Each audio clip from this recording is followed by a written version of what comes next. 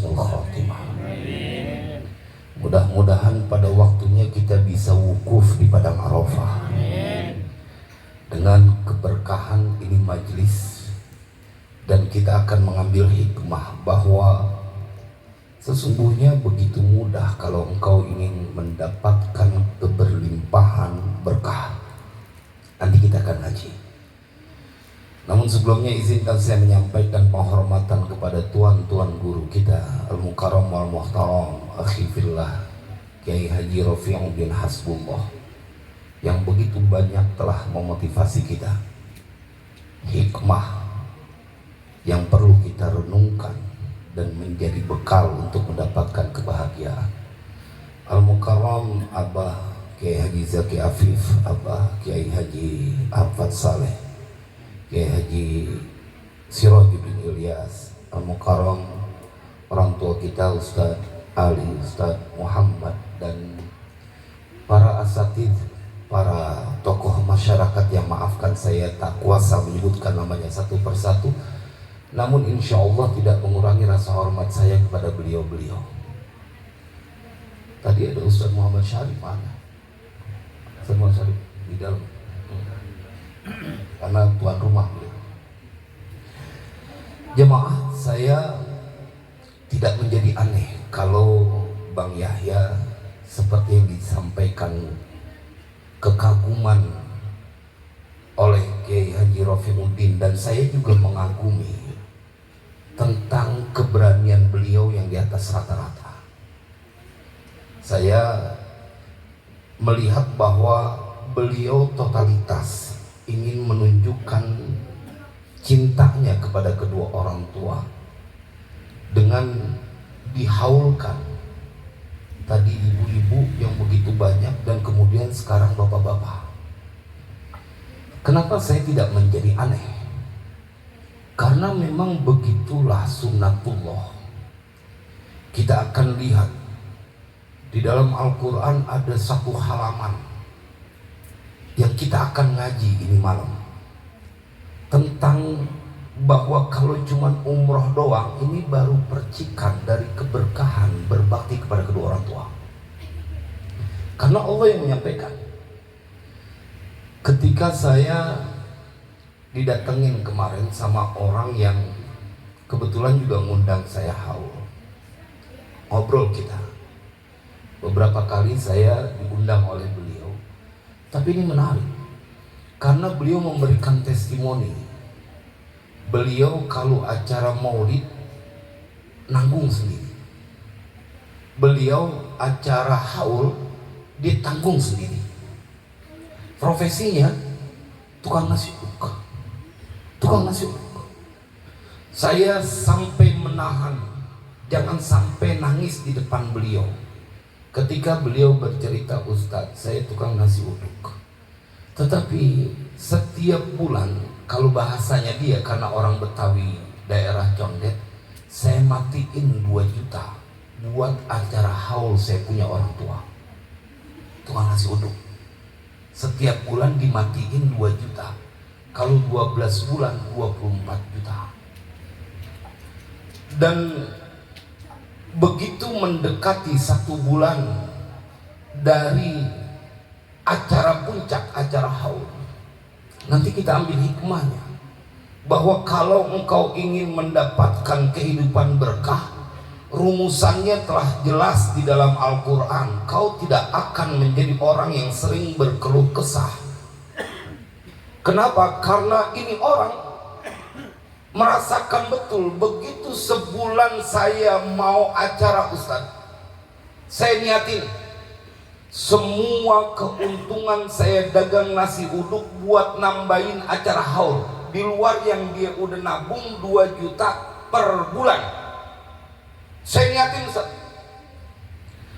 Dan itu menjadi berbeda. Pembeli nasi uduk itu saya sampai kebingungan. Beliau bilang, Pak, sekarang beliau kalau dagang nasi uduk itu 12 liter. Saya bercandain, enak banget kalau 12 liter berarti begitu habis semua duitnya 12 juta dong. Mending amat Ustaz. Tapi beliau ingin bercerita, untungnya begitu banyak. Dan 1 bulan dia niatin buat emaknya, buat babaknya. Saya ketemu sama orangnya. Nanti bulan Januari saya ngisi haul di tempat beliau. Tukang nasi uduk. Dia bilang, saya punya banyak saudara ya Ustadz, tapi saya tidak pernah memikirkan berapa yang mereka akan berikan, karena saya siap menanggung semuanya. Wali kareni. Makanya kalau ada orang yang kagak berani jor-joran buat haulin orang tuanya, ente kudu jadi tukang nasi uduk kali baru berani. Tukang nasi uduk. Jemaah, saya kemudian bertanya sama beliau, apa yang kemudian didapatkan? Ustadz, setiap saya habis menghaulkan, salah satu dari orang tua saya datang dalam impian saya. Ini yang tadi disampaikan oleh Kiai Haji Rofiuddin. Dan saya dalam rangka melaksanakan tugas, karena saya hitung 2 kali beliau titip pesan, nanti akan disampaikan pada penceramah kedua. Jemaah, tersenyum dia punya bapak. Jangan kau anggap tidak sampai sesuatu yang didedikasikan buat orang yang kelewat banyak jasanya. Bahkan kita diceritakan 2 potret manusia di dalam Al-Quran, dan akan diceritakan betapa orang tua punya kasih sayang yang kalau kita telah ahli ayat Al-Quran, gak kuat kita nahan air mata. Ketika ada Allah berkali mewasiatkan, wawasainal insana biwalidayhi ihsana hamalathu ummuhu kurha wa wada'athu kurha wa hamluhu wa fisaluhu 30 syahra hatta idza balagha ashuddahu wa balagha 40 sanah qala rabbi awzi'ni an ashkura ni'mataka allati an'amta 'alayya wa 'ala walidayya.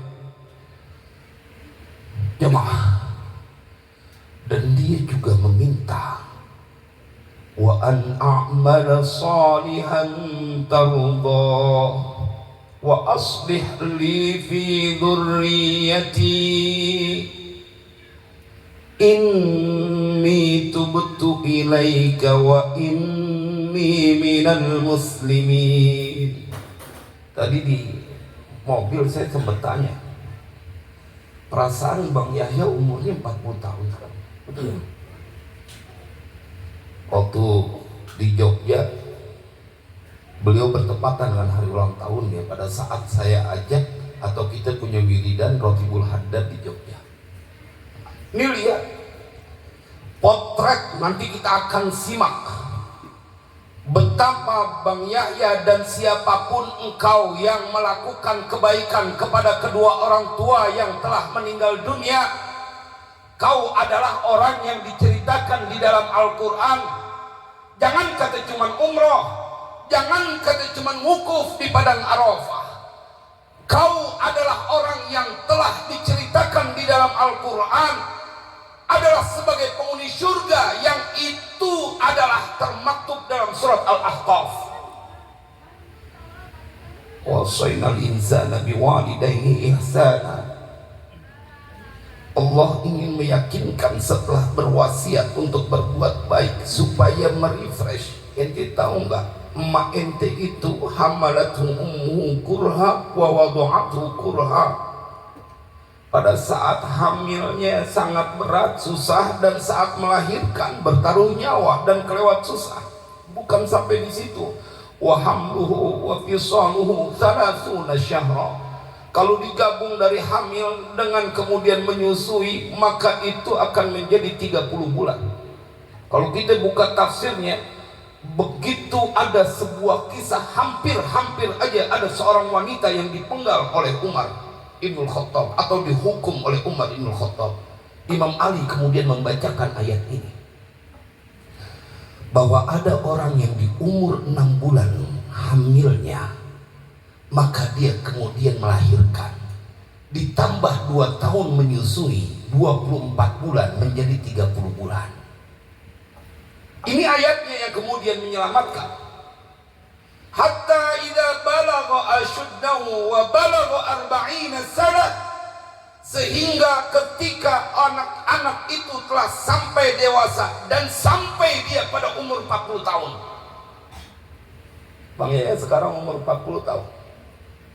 Apa yang kemudian diceritakan oleh Al-Quran?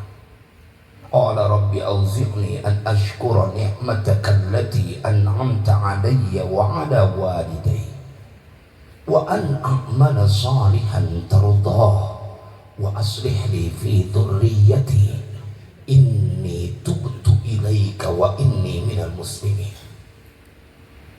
Linu kita kalau ngebahas nih ayat tentang sosok anak yang diceritakan, dipuji oleh Allah di dalam Al-Quran, bahwa ada orang yang begitu dewasa sampai umurnya 40 tahun, diceritakan dia kemudian berdoa, ya Allah, bimbing aku untuk bisa berterima kasih atas nikmat yang telah kau berikan kepadaku dan nikmat yang telah kau berikan kepada kedua orang tuaku, dan bimbing aku untuk berbuat amal soleh yang kau ridho kepada amal itu, dan jadikanlah baik semua keturunanku.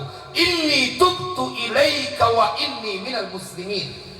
Aku bertaubat kepadamu ya Allah, dan aku termasuk orang yang berpasrah kepadamu. Jemaah, kita lihat sedikit demi sedikit kata yang ada di dalam Al-Quran ini, bahwa kalau engkau sudah berumur 40 tahun lebih belum bisa membahagiakan kedua orang tuamu, kebangetan. Karena Al-Quran bercerita kudunya kalau udah umur 40 pikirannya rada banyak, rada tahu terima kasih. Udah umur 50 tahun, 60 tahun masih ngerongrong orang tua. Banyak yang begini Pak, nggak keduman bener orang tua di mata anaknya. Hikmah yang kedua adalah lihat betapa dia ingin menjadi orang yang menceritakan bahwa tidak mampu kau berterima kasih dengan inisiatifmu sendiri. Maka kemudian dia berdoa, qala rabbi auzi'ni an ashkura ni'mataka allati an'amta 'alayya, untuk bisa berterima kasih atas nikmat yang telah kau berikan kepadaku.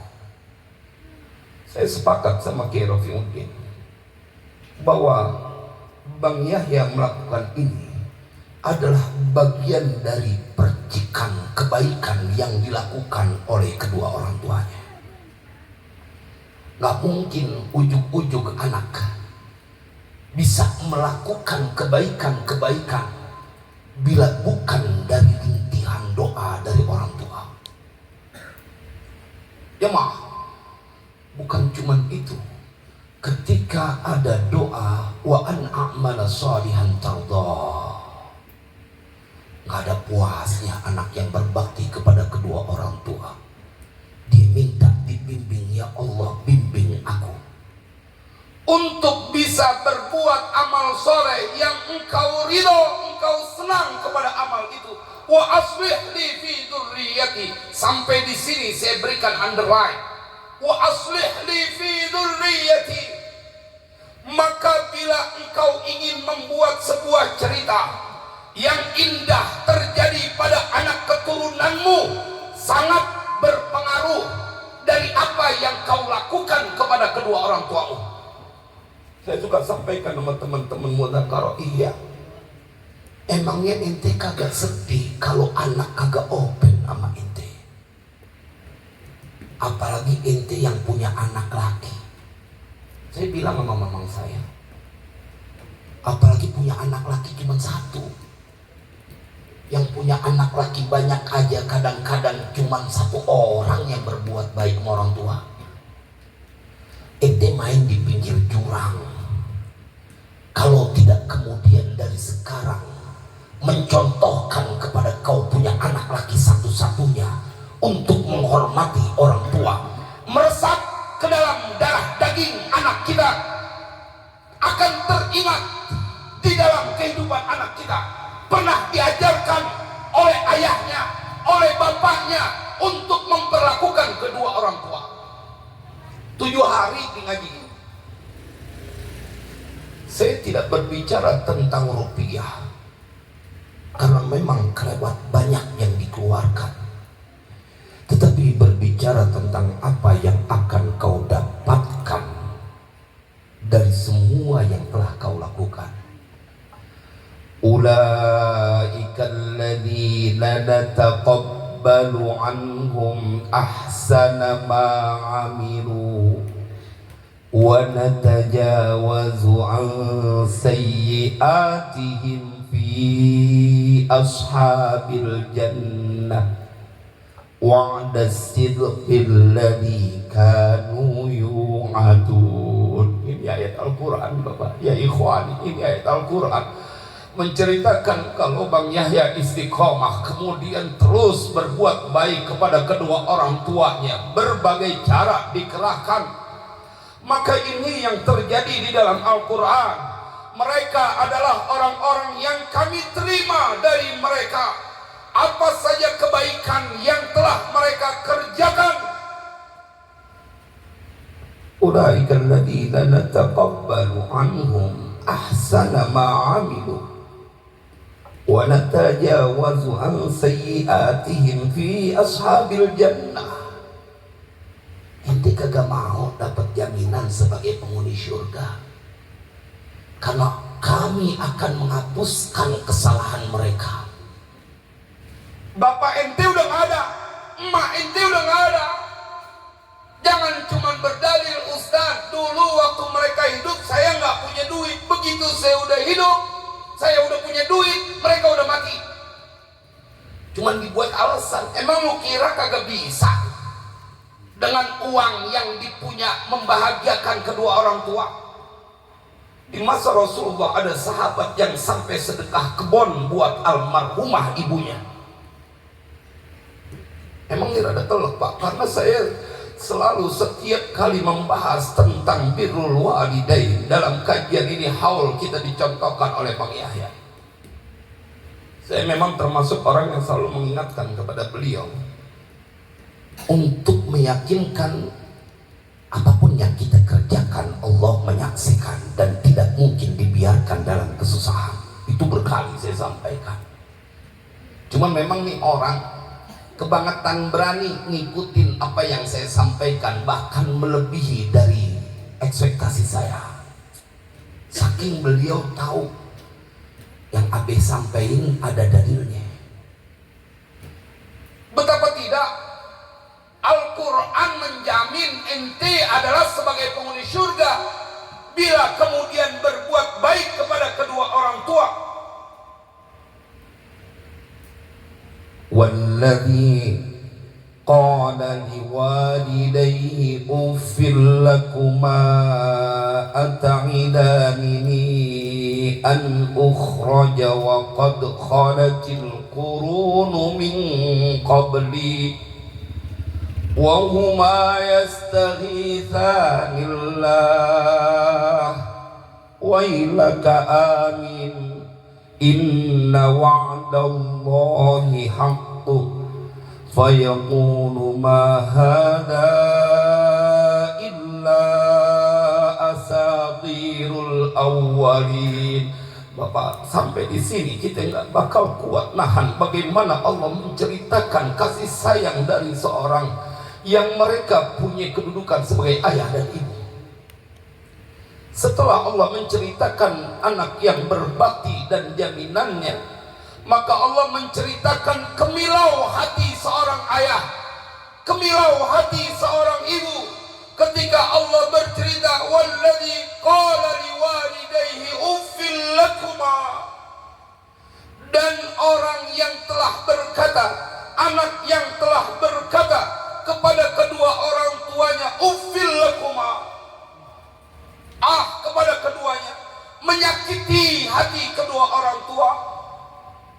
nggak main-main.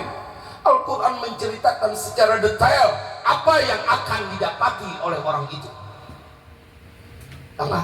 Jangan kebangetan pelit sama orang tua, entar anak ente pelit. Jangan kebangetan jadi anak durhaka, entar anak ente durhaka. Yang Allah sampaikan dalam Al-Quran, dan orang yang berkata uffil lakuma, kepada kedua orang tua, kepada engkau kedua orang tua, ata'idanini an ukhraja wa qad khalatil qurunu min qabli. Apakah kau berdua akan menakut-nakutiku bahwa aku akan dikeluarkan, artinya dibangkitkan. Wa qad khalatil qurunu min qabli. Udah ada masa-masa yang mereka terdahulu sampai sekarang tidak dibangkitkan. Jemaah, dari sini kita bisa lihat bahwa orang tua tidak pernah berharap anaknya balas dengan harta. Orang tua diceritakan dalam Al-Quran dengan penentangan dari anak ini sampai segitu marah dan tidak terima. Hanya satu yang orang tua inginkan, jangan kau durhaka kepada Allah. Ingetin bahwa ada kehidupan nanti di yaumil qiyamah. Bila pun kau berbuat baik kepada kedua orang tua, karena orang tua menginginkan kau menjadi penghuni surga, bukan untuk kedua orang tua, karena nggak seujung kuku kau bisa membalasnya. Kita lihat bagaimana jawaban kedua orang tua yang telah dihardik oleh anaknya. Wa huma yastaghitsanillah. Kalau kita buka tafsirnya, udah segitu dimaki, udah segitu disakitin sama anak-anaknya. Al-Quran menceritakan, walaupun mereka tidak pernah mengisahkan kepada kalian wahai anak-anak apa yang mereka lakukan saat mendapati perlakuan yang menyakitkan darimu, Al-Quran menceritakan wahuma yastaghitsanillah. Mereka tetap minta tolong kepada Allah, mereka tetap minta tolong kepada Allah supaya anaknya diberikan hidayah. Begitu dalam tafsirnya, disakiti, dimaki, perih, tercabik dia punya hati, lisannya nggak ketahanan. Wahuma yastaghitsanillah. Al-Quran yang bercerita, keduanya tetap meminta tolong kepada Allah supaya anaknya mendapatkan hidayah, supaya anaknya berhenti dari kedurhakaan. Bukan karena ibunya nggak nyaman, bukan karena ayahnya tidak nyaman, tapi ayah dan ibunya nggak sanggup kalau kemudian anaknya menjadi bahan bakar api neraka. Allahumma ajirna minan nar. Semoga Allah selamatkan kita dari siksa api neraka. Jemaah, saya perlu melibatkan emosi dalam kajian ini karena ada orang yang begitu kagak takutnya sama ancaman Allah. Wa huma yastaghitsanillah wa ilaka amin. Wahai anakku, celaka engkau, berimanlah. Kau berbuat baik kepada kedua orang tua bukan karena aku menginginkan perlakuan baik darimu. Tidak, kata Al-Quran, tidak. Karena orang tua memikirkan bila kau tidak berbuat baik kepada kedua orang tua, kau akan mendapatkan celaka. Itu yang membuat mereka berderai air mata. Begitu Al-Quran menceritakannya. Inna wa'dallahi haqq. Sesungguhnya janji Allah itu benar. Jemaah, saya setiap kali membaca ayat tentang orang tua, nggak kuat untuk merasakan gejolak di dalam dada. Karena memang saya kebangetan sering melihat anak yang entah dibilanginnya kudunya pakai apa. Sampai kita sudah ngambil sebuah logika gampang. Kita tanya nih sama anak yang kagak demen nyenengin orang tua, kita tanya, lu punya anak? Punya, Ustaz. Terus bagaimana kalau mana Ustaz, semua harta saya cari, saya kumpulkan buat ngebahagiain anak. Keren. Lu tahu nggak, sebelum lu jadi bapak, lu jadi anak dulu. Emak lu, bapak lu juga dulu begitu. Setahun sekali kau tidak ingin memikirkan membahagiakan mereka. Padahal warisan tinggalin banyak. Bukan harta ente, harta orang tua yang ditinggalkan. Kau tidak ingin juga membahagiakan. Kalau Bang Yahya, karena saya perlu sampaikan, sampai di Istana Al-Quran 6 Qamaruzzaman, beliau satu waktu ngomong sama saya nggak pernah nyinggung, tapi beliau kemudian ngomong, baik saya mau membangun 4 asrama, 2 buat ibu bapak saya, 2 lagi buat ibu bapak mertua saya. Ya Allah, saya perlu sampaikan, dia tidak perlu menceritakan, kita yang mengetahui perlu menyampaikan. Maka jemaah, siapa mereka yang melakukan kedurhakaan? Maka kata Allah dalam Al-Quran, ulaika alladzina haqqa alaihimul qawlu fi umamin qad khalat min qablihim minal jinni wal ins innahum kanu khasirin. Oh, ini diceritakan orang-orang yang begitu tuh, yang ama bapak ama emak kagak open, takut banget nyenengin orang tua, alasannya pakai ngiri sama saudara. Kon kita bareng-bareng Ustaz, bagi rata dong. Giliran duit lu pengennya banyakan. Jemaah, apa kata Allah dalam Al-Quran? Orang yang kayak begitu akan wajib berhak mendapatkan seperti yang terjadi kepada umat-umat terdahulu dari bangsa jin dan bangsa manusia. Innahum kanu khasirin. Nggak boleh keluar dari ini ayat. Kalau anak dia kagak berani nyenengin orang tua, pasti akan menjadi anak yang sengsara, nggak bakal ada senang-senangnya. Diseksa sama anaknya, dibikin puyeng sama anaknya, disakiti sama istrinya, disakiti sama saudaranya. Dia nggak boleh hidup senang, mukanya kudu sedih terus. Kenapa? Karena ini kata Al-Quran, innahum kanu khasirin. Maka berlakulah ayat yang tadi saya baca di awal, wa likullin darajatum mimma amilu. Dan tiap-tiap orang dia akan mendapatkan derajat dari apa yang dia kerjai. Ente yang bikin haul orang tua, kalau cuman umroh doang mah kekecilan. Tar waktunya kau akan diberikan keberlimpahan, karena ini yang dijanjikan oleh Allah. Wa likullin darajatum mimma amilu wa liwaffiyahum a'malahum wa hum la yuzlamun. Dan Allah ingin menyempurnakan balasan amal perbuatan-perbuatan mereka, dan mereka tidak akan pernah diperlakukan aniaya.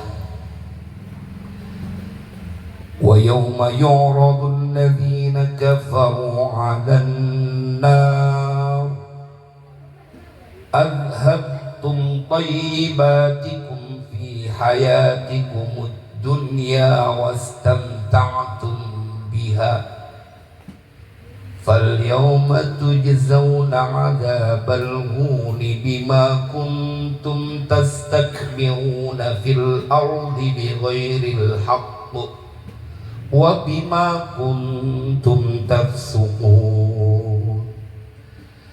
Dan pada hari ditampakkan orang-orang yang ingkar, orang-orang yang kafir, orang-orang yang menentang Allah, enggak percaya dan tidak melaksanakan perintah Allah. Wa yawma yu'radul ladzina kafaru 'alan nar. Tampakkan dia, dihadirkan di neraka. Maka apa yang kemudian disampaikan oleh Allah? Adhabtum tayyibatikum fi hayatikumud dunya wastamta'tum biha. Kalian telah menghabiskan kebaikan-kebaikan, yakni rezeki-rezeki fi hayatikumud dunya, dalam urusan hidup kalian di dunia. Wastamta'tum biha, dan kalian bersenang-senang di dunia dengan harta yang kau punya kagak pengen sedekain buat emak bapaknya. Alasannya banyak banget. Ngersulamu ente mah enak duitnya banyak. Ente yang bikin gak punya duit banyak emang dari dulu kagak open orang tua, kagak pantas punya duit banyak. Emang kudu susah. Jemaah, telak nih ayat Al-Quran. Wastamta'tum biha, giliran ma'anak apaan aja dibeliin, disenangin, nggak pakai berhitung. Kau tidak pernah bisa melakukan itu tanpa orang tuamu punya jasa, punya doa. Maka jemaah, ini peringatan. Ente kudu dihinakan kalau tidak open sama orang tua. Nggak bakal diopenin sama orang. Nggak ada mulia-mulianya. Dan ini adalah ayat terakhir dari lembaran dari halaman ketiga surat Al-Ahqaf. Berarti berakhir ceramahnya. Wassalamualaikum warahmatullahi wabarakatuh.